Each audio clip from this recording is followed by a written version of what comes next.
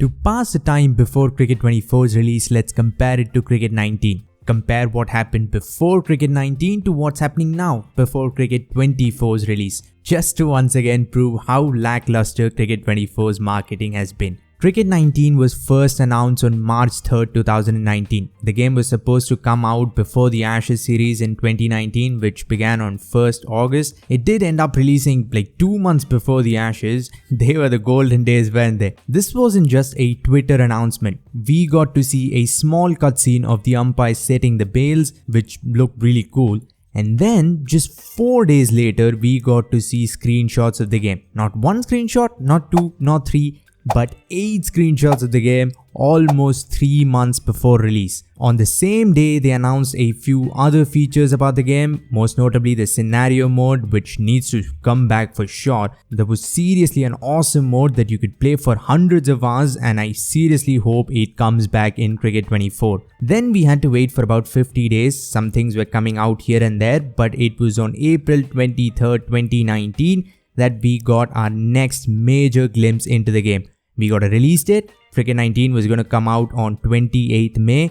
We also got to see something very unique. I think if I remember correctly, this is the only cutscene outside a cricket stadium in the history of cricket games. That small cutscene of a newsstand before the Ashes. Sadly, there weren't many more cutscenes like this, but it still added a lot more to the game. Then on May 7, 2019, we got to see some actual gameplay. Not a lot, but it was enough to know what the game was going to be like. It was an Ashes test played at Lord's.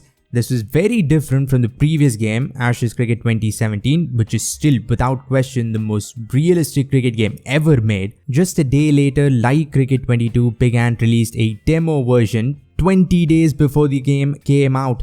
We got to try out the new batting and bowling mechanics in the nets and open nets in training mode. We got to see some more of the scenario mode, which had so much in it. It was jam-packed with customizable details, and I remember that's what got me really excited about the game. On May 11th, 2 weeks before release, we got our first look at extended gameplay of, once again, England and Australia, but this time in the format Cricket 19 is best at T20 cricket. On May 16th, we got 40 minutes of uncut gameplay from IGN, which pretty much revealed everything about gameplay. And then on May 23rd, we got a cinematic trailer with a lot of information on various game modes and features. Then of course, on the day the game came out, we got another trailer, a launch trailer, and the rest is history. Cricket 19 is the most popular cricket game since Cricket 2007. I wasn't a big fan of it. I prefer Cricket 22 and Ashes 17 more than 19.